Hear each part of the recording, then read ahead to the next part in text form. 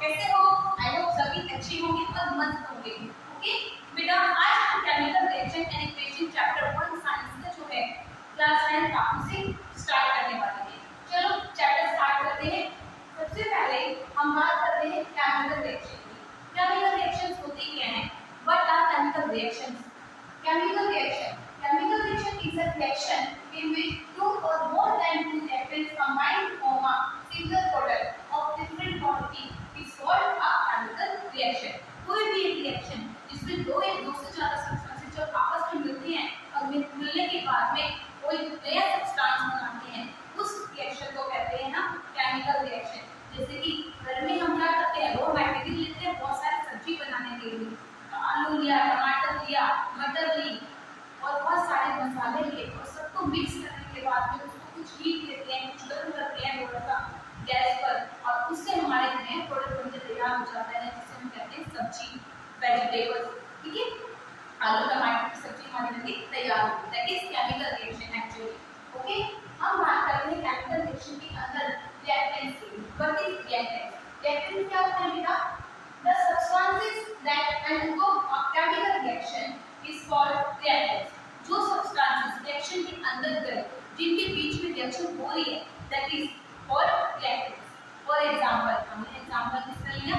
सब्जियों का। अगर हम सब्जी की बात कर रहे हैं तो यहाँ पे हमने आलू लिए, टमाटर लिए, मटर लिए, मसाले लिए, नमक, मिर्च, धनिया एक्स्ट्रा। तो हमारे यहाँ पे जो है वो सब क्या कहलाएंगे? वो सभी के सभी हमारे यहाँ पे reactants कहलाएंगे। ओके, अब रिएक्टेंट से बाद में हम बात करते हैं product. What is product? The substance form after the chemical reaction is called product. Product क्या होता है? प्रोडक्ट का मतलब है कि जब रिएक्टेंट आपस में कंबाइन हुए, उनके बीच में एक रिएक्शन हुई, that is called chemical reaction. और केमिकल रिएक्शन होने के बाद में क्या हुआ? एक प्रोडक्ट बना, दैट प्रोडक्ट। ठीक है, तो आपस में रिएक्शन होने के बाद में जो सब्सटेंस बनेगा दैट इज प्रोडक्ट। ओके, अब जब भी कोई केमिकल रिएक्शन होती है तो क्या होता है? ड्यूरिंग केमिकल रिएक्शन कोई भी गैस इवॉल्व हो सकती है, टेम्परेचर चेंज हो सकता है, कलर चेंज हो सकता है, हीट रिलीज हो सकती है या एब्सॉर्ब हो सकती है। फॉर एग्जांपल की बात करते हैं, हमने सब्जी बनाई, जब सब्जी बनाई तो क्या हुआ? जब हमने आलू, टमाटर, जिसकी भी हमने सब्जी बनाई, ठीक, सब्जी बनाने के पहले हमने क्या करा? उसे हीट दी, यहाँ पे हीट एब्सॉर्ब करने के बाद में क्या हुआ? हीट एब्सॉर्ब की और उसके बाद उसके कलर में और टेम्परेचर दोनों में क्या हुआ? चेंजेस आए और वहां से कुछ स्टीम भी निकली, कुछ स्टीम भी वहां से निकलती है। Okay, gas. तो जब भी कोई केमिकल रिएक्शन होगी तो हमारे जो है कुछ चेंजेस हमें देखने को मिलते हैं, जिससे हमें पता लगता है कि कोई भी केमिकल रिएक्शन हो रही है। ओके, अब हम बात करते हैं केमिकल इक्वेशन की। बेटा, जो भी ये केमिकल रिएक्शंस होती हैं इनको हम कुछ सिंबलिक वे में प्रेजेंट करते हैं, जो कि आपने 9th में पढ़े थे। ठीक है, उनके बारे में हम यहाँ पे थोड़ा सा डिस्कस करते हैं। केमिकल इक्वेशंस, अगर हम बात करें केमिकल इक्वेशंस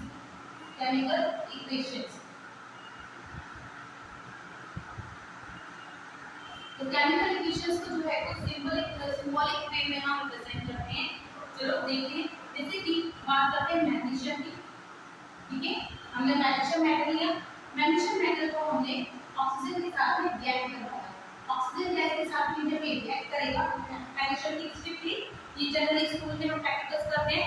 मैग्नीशियम की स्ट्रिप लेकर हमने क्या करा? उसे पहले तो क्लीन करा। क्लीन क्यों किया? उसका रीजन बताएंगे हम लोग।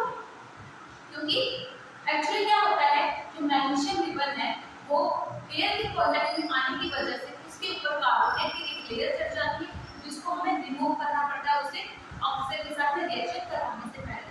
फिर उसको हम जो है क्लीन करते हैं और क्लीन करने के बाद में ऑक्सीजन की मदद से उसे हम जलाते हैं। जलाने का मतलब हम अगर उसको ऑक्सीजन देते हैं और जो मैग्नीशियम रिबन को ऑक्सीजन दी जाती है तो वहाँ पे दोनों के बीच में एक रिएक्शन होगी और हमारा वहाँ पे जो है मैग्नीशियम ऑक्साइड जो है वो फॉर्म हो जाएगा।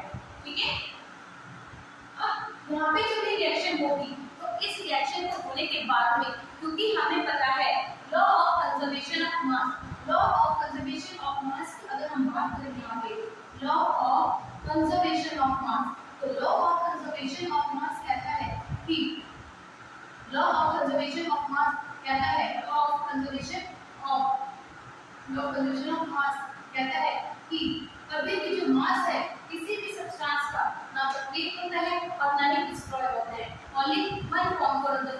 चेंज होता रहता है। तो according to the law of conservation of mass यहाँ पे जो है रिएक्टेंट में जितने भी एटम्स हैं किसी भी सब्सटेंस के उतने ही प्रोडक्ट में भी होने चाहिए।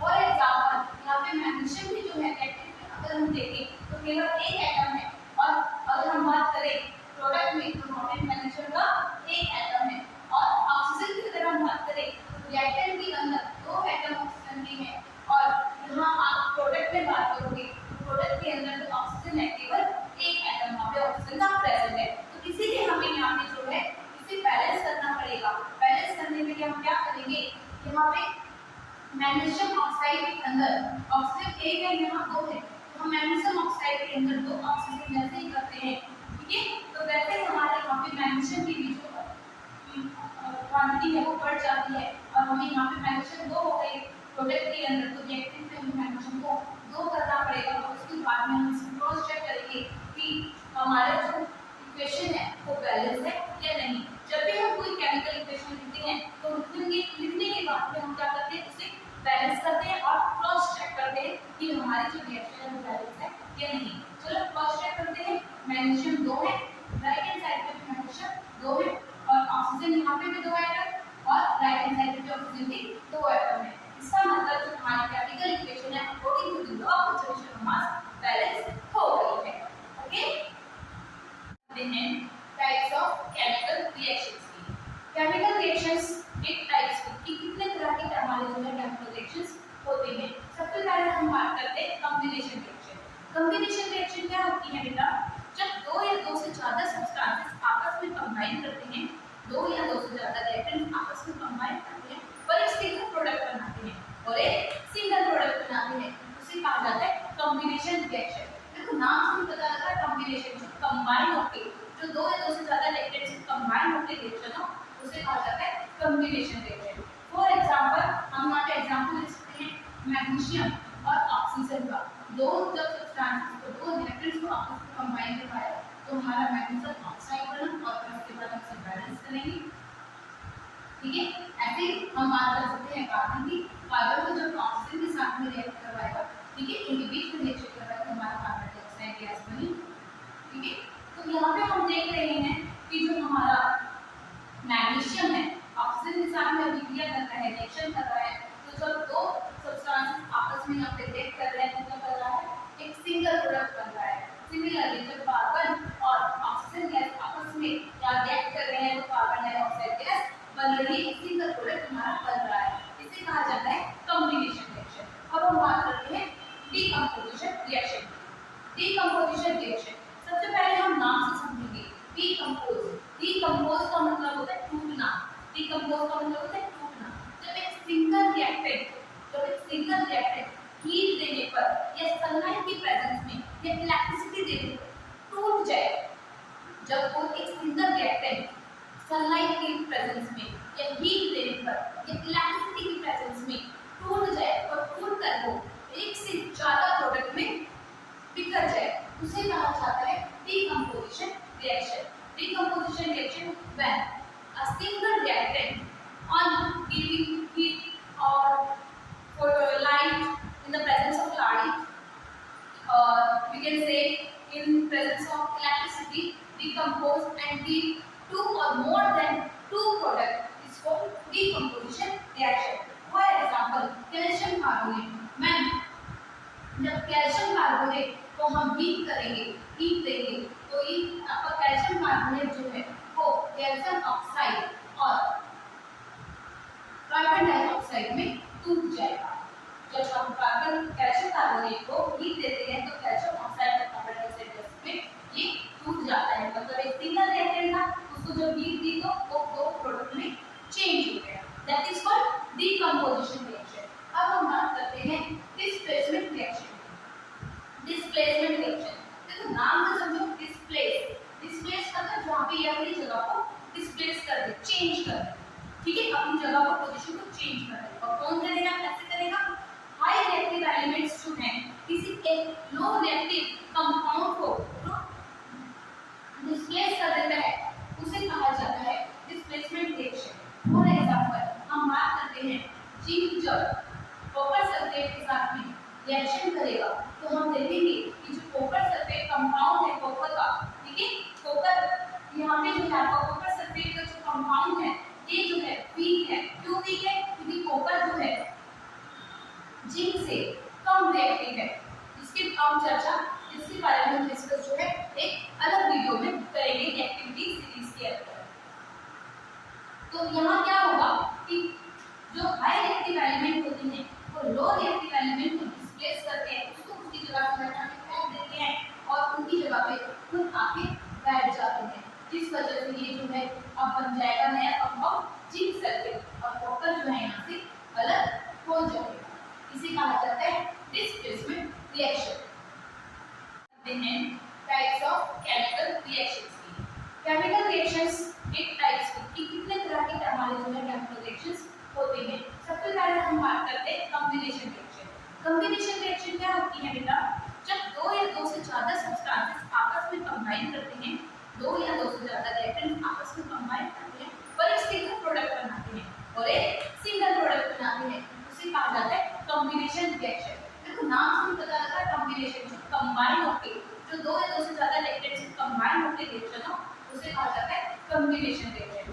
फॉर एग्जांपल हम यहाँ पे एग्जांपल ले सकते हैं मैग्नीशियम और ऑक्सीजन का। दो जब सब्सटेंसेस को दो रिएक्टेंट्स को आपस में कंबाइन करवाया तो हमारा मैग्नीशियम ऑक्साइड बना और फिर उसके बाद हम इसे बैलेंस करेंगे, ठीक है।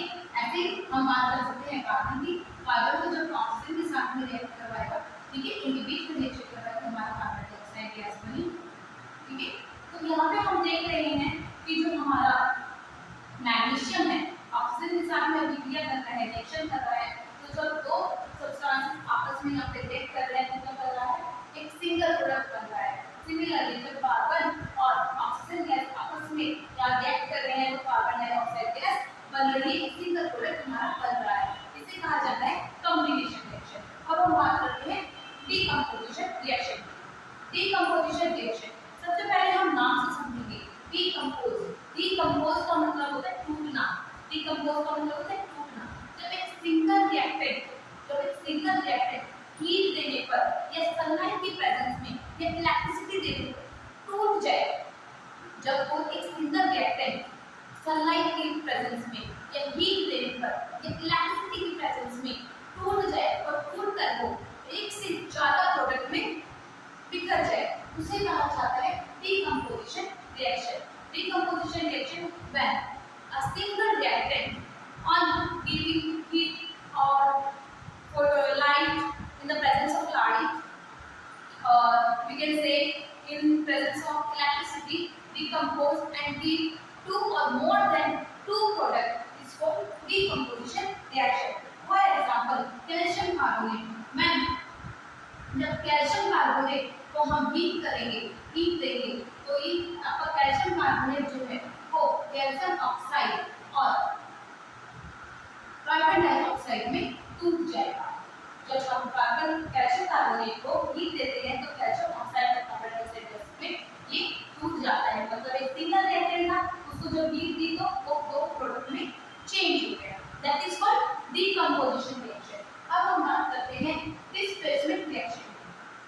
डिस्प्लेसमेंट रिएक्शन, देखो नाम से समझो, डिस्प्लेस, डिस्प्लेस मतलब जहाँ पे ये अपनी जगह को डिस्प्लेस कर दे, चेंज कर दे, ठीक है, अपनी जगह को पोजीशन को चेंज कर दे। और कौन करेगा, कैसे करेगा?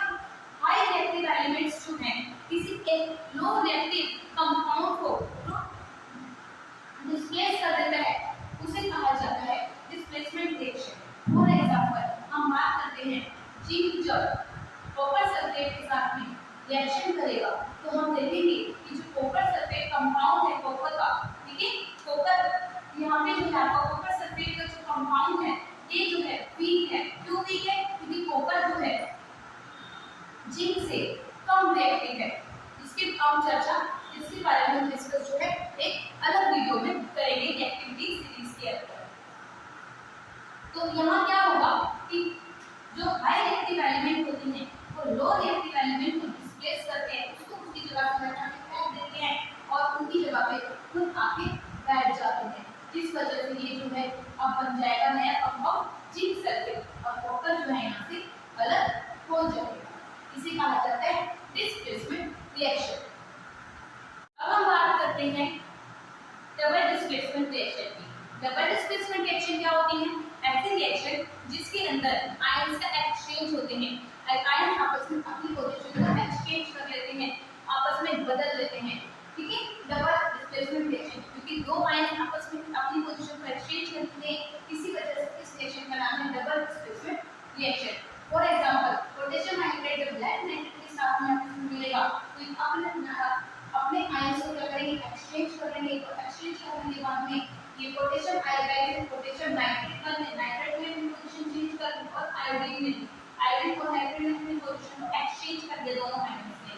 और अब हमारे जो है पोटेशियम आयोडाइड और ब्लैक नाइट्रेट को कंबाइन करके जो रिएक्शन हुई, उसके बाद में प्रोडक्ट बने वो हमारा क्या है? ब्लैक आयोडाइड और पोटेशियम नाइट्रेट। और उसके बाद में हम क्रॉस चेक करेंगे कि हमारे जो रिएक्शन है वो बैलेंस है या नहीं। Let us check. यहाँ हमारे दो आयोडीन हमें नजर आ रहे हैं, लेकिन यहाँ हमारे एक आयोडीन, तो हम आयोडीन को बैलेंस करने के लिए इसके अंदर जैसे टू लगाते हैं तो यहाँ पे हमारे जो है सिंगल है पोटेशियम, तो यहाँ पे हमें टू लगाना पड़ेगा। अब हम क्रॉस चेक करेंगे तो दो पोटेशियम हमारे जो लेफ्ट साइड पे है, दो पोटेशियम हमारे राइट साइड पे है, दो आयोडीन लेफ्ट साइड पे है, तो दो हमारे आयोडीन जो है राइट साइड पे है, हमारे ये बैलेंस है। अब हम चेक कर लें, लेग हमारा एक है लेफ्ट हैंड साइड पे और राइट हैंड साइड पे भी एक है। अब हमारे जो NH3 जो है तो दो हमारे जो है हम इसके जो है एटम्स के नाम तो यहाँ पे भी दो हैं, तो ये हमारा जो है बैलेंस हो गया। अब हम बात करते हैं endothermic reaction. What is endothermic reaction? Endothermic reaction ऐसी रिएक्शंस होती हैं जो कि हीट को एब्जॉर्ब करती है। एंडोथर्मिक, थर्मिक मतलब होता है हीट और एंडो मतलब किसी चीज को एब्जॉर्ब करना, तो यहाँ पे एंडोथर्मिक का मतलब हो गया हीट को एब्जॉर्ब करना। ऐसी रिएक्शन जो हीट को एब्जॉर्ब करती है उन्हें कहा जाता है endothermic reaction. For example, ferrous sulphate, तो फेरस सल्फेट को हम हीट देंगे, वो हीट को एब्जॉर्ब करेगा।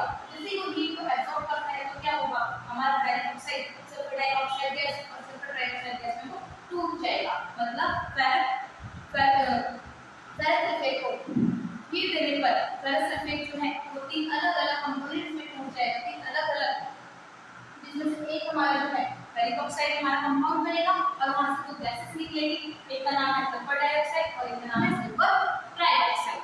इसके बाद में हम बात करते हैं एक्सोथर्मिक रिएक्शन। एक्सोथर्मिक रिएक्शन नाम से समझने की कोशिश करेंगे बेटा हम, ताकि हमें जो है पेपर में तकलीफ ना हो। पेपर में अगर हम याद भी ना करके जाए तो हमने पढ़ रखा है तो हमें एक बार में ही समझ आ जाए कि इसका मतलब जो है रानी मैम ने हमें बताया था। एक्सोथर्मिक रिएक्शन, एक्सोथर्मिक रिएक्शन क्या होती है? देखो, एक्सोथर्मिक, थर्मिक का मतलब होता है थर्मल वर्ड से बना हुआ है, थर्मल का मतलब होता है हीट। तो यहाँ पे थर्मिक का वर्ड, थर्मिक का जो मीनिंग है वो क्या है? उसका मतलब है हीट और एक्सो मतलब है यहाँ पे रिलीज होना, निकलना। तो यहाँ पे जब भी रिएक्शन होगी तो क्या होगा? हीट निकलेगी, हीट निकलेगी। फॉर एग्जांपल हम बात करते हैं अपने रेस्पिरेशन प्रोसेस की। रेस्पिरेशन प्रोसेस में क्या होता है कि जब हम सांस लेते हैं ऑक्सीजन हमारी बॉडी में जाती है और वही ऑक्सीजन जो है हमारी बॉडी के अंदर ग्लूकोज के साथ में रिएक्ट करती है और ग्लूकोज के साथ में जब वो रिएक्ट करती है तो रिएक्ट करने के बाद में क्या करती है? वो एक हमारी बॉडी के अंदर कार्बन डाइऑक्साइड गैस बनाती है, जो कि मेल्टर की तरह अपनी बॉडी को बाहर निकालते हैं, कुछ वाटर वेपर्स बनते हैं और हमारी बॉडी से हीट रिलीज होती है, हमारी बॉडी में हीट रिलीज होती है। ऑक्सीडेशन रिएक्शन, अब हम बात करेंगे ऑक्सीडेशन रिएक्शन की। ऑक्सीडेशन रिएक्शन क्या होती है? ऑक्सीडेशन रिएक्शन ऐसी रिएक्शन होती है जब दो सब्सटेंसेस आपस में कंबाइन करते हैं, तो जब कंबाइन करने के बाद में नए प्रोडक्ट बनते हैं तो उनके अंदर क्या होता है? नंबर ऑफ ऑक्सीजन इंक्रीज होगा या फिर नंबर ऑफ हाइड्रोजन जो है वो कम हो जाते हैं। फॉर एग्जांपल हम बात करते हैं जब कार्बन जो है ऑक्सीजन के साथ में रिएक्ट करता है तो क्या बनता है? कार्बन डाइऑक्साइड गैस बनता है। और अगर हम यहाँ देखें तो जो कार्बन था हमारा वो सॉलिड फॉर्म में था, ऑक्सीजन हमारी गैस फॉर्म में थी, कार्बन डाइऑक्साइड जो है वो भी हमारी गैस फॉर्म में प्रोडक्ट के रूप में बने। अब जब कार्बन से हमारा क्या बना? कार्बन डाइऑक्साइड बना, कार्बन से हमारा कार्बन डाइऑक्साइड बना। तो हम यहाँ देख रहे हैं कि कार्बन से जैसे ही कार्बन डाइऑक्साइड बना तो कार्बन के साथ ऑक्सीजन की जो अमाउंट है वो बढ़ गई। तो जब ऑक्सीजन की अमाउंट बढ़ गई तो ऐसे रिएक्शन को कहा जाता है ऑक्सीडेशन रिएक्शन। क्या कहा जाता है? ऑक्सीडेशन रिएक्शन कहा जाता है। ठीक है, अब बात करते हैं रिडक्शन की। रिडक्शन का क्या है? रिडक्शन रिएक्शन जो है ऑक्सीडेशन रिएक्शन की बिल्कुल रिवर्स होती है, बिल्कुल अपोजिट होती है। रिडक्शन का मतलब होता है ऐसी रिएक्शन जिसके अंदर ऑक्सीजन की अमाउंट कम हो जाए या फिर हाइड्रोजन की अमाउंट बढ़ जाए उस रिएक्शन को कहा जाता है रिडक्शन रिएक्शन। क्या कहा जाता है? रिडक्शन रिएक्शन कहा जाता है। एग्जांपल लेते हैं हम इसका कॉपर ऑक्साइड और हाइड्रोजन का। कॉपर ऑक्साइड और हाइड्रोजन गैस, जब कॉपर ऑक्साइड हाइड्रोजन गैस के साथ में रिएक्ट करता है तो ये जो कंपाउंड बनाएगा, जो प्रोडक्ट बनाएगा वो होगा हमारा कॉपर ऑक्साइड प्लस में कॉपर प्लस में वाटर। तो अब हम इस रिएक्शन में देखेंगे तो हमने देखा कि जो हमारा कॉपर ऑक्साइड था वो कॉपर के फॉर्म में चेंज हो गया। तो यहाँ हमें नजर आ रहा है कि कॉपर ऑक्साइड जैसे ही कॉपर बना तो ऑक्सीजन की जो अमाउंट थी वो यहाँ पे क्या हो गई? कम हो गई। इसका मतलब इस रिएक्शन में क्या हो रहा है? रिडक्शन हो रहा है। इस रिएक्शन में क्या हो रहा है? रिडक्शन हो रहा है। अब हम बात करते हैं रिडॉक्स रिएक्शन की। रिडॉक्स रिएक्शन क्या होता है? एक ऐसी रिएक्शन जिसके अंदर ऑक्सीडेशन भी हो रहा है और रिडक्शन भी हो रहा है। एक ऐसी रिएक्शन जिसमें ऑक्सीडेशन और रिडक्शन दोनों साथ साथ होते हैं, उसे कहा जाता है रिडॉक्स रिएक्शन। फॉर एग्जांपल हम किसी रिएक्शन को लेकर देखते हैं, हम इस रिएक्शन में देखेंगे तो हमारा कॉपर ऑक्साइड कॉपर के फॉर्म में चेंज हो रहा है, तो यहाँ पे रिडक्शन हो रहा है क्योंकि हमारा ऑक्सीजन की अमाउंट जो है वो कम हो रही है। और हम यहाँ पर चेक करें हाइड्रोजन जो है वाटर में चेंज हो रहा है, हाइड्रोजन जो है वो वाटर में चेंज हो रहा है। इसका मतलब हाइड्रोजन के साथ में एडिशन ऑफ ऑक्सीजन हो रहा है। हाइड्रोजन के साथ क्या हो रहा है? ऑक्सीजन की अमाउंट है वो बढ़ रही है। तो यहाँ पे क्या हो रहा है? हमारा ऑक्सीडेशन हो रहा है। तो इस रिएक्शन के अंदर हमारा क्या हो रहा है? ऑक्सीडेशन भी हो रहा है, रिडक्शन भी हो रहा है। तो ऐसी रिएक्शन कहलाती है रिडॉक्स रिएक्शन। ऐसी रिएक्शन कहलाती है रिडॉक्स रिएक्शन कहलाती है। बात करते हैं हम कोरोजन की। कोरोजन क्या होता है बेटा? कोरोजन के बारे में आपने पहले तो सुना होगा, जिसे हम कहते हैं जंग लगना, संचारण होना। जब भी कोई metal, air means oxygen, water means humidity और एसिड, इन सभी के कांटेक्ट में आ जाता है। तो इन सभी कांटेक्ट में आने के बाद में जब मेटल की आउटर लेयर जो है वो वीक हो जाती है या कोरोडेट हो जाती है, उसे कहा जाता है कोरोजन। उस प्रोसेस को कहा जाता है कोरोजन। ठीक है, कोरोजन जब भी होता है, ठीक है, आपने देखा होगा आयरन में जिसे हम रस्टिंग कहते हैं, rusting is a type of corrosion. अब कोरोजन से किसी भी सब्सटेंस को बचाने के लिए हम क्या करते हैं?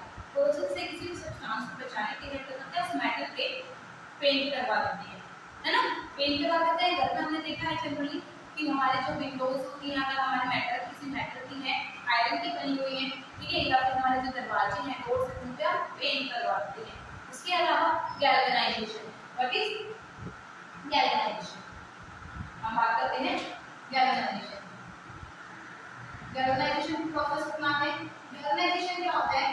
गैल्वेनाइजेशन के अंदर हम क्या करते हैं? किसी भी एक आयरन मेटल की ऑब्जेक्ट पे, आयरन मेटल की जो ऑब्जेक्ट होती है उस पे क्या करते हैं? जिंक की लेयर चढ़वा देते हैं।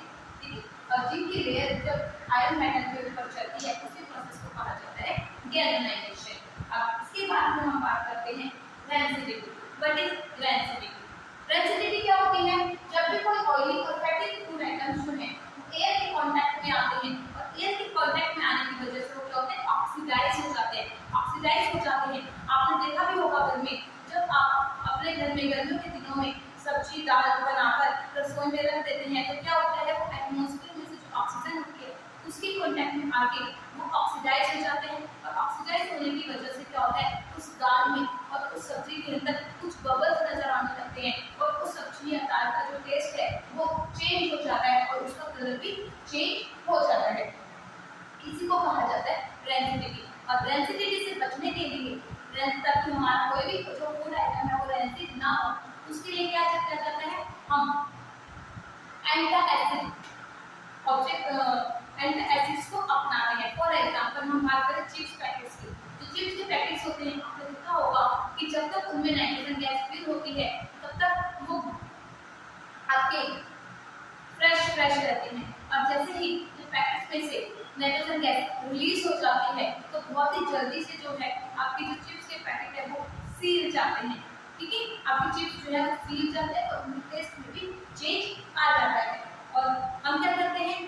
रेंसिडिटी से किसी भी फूड आइटम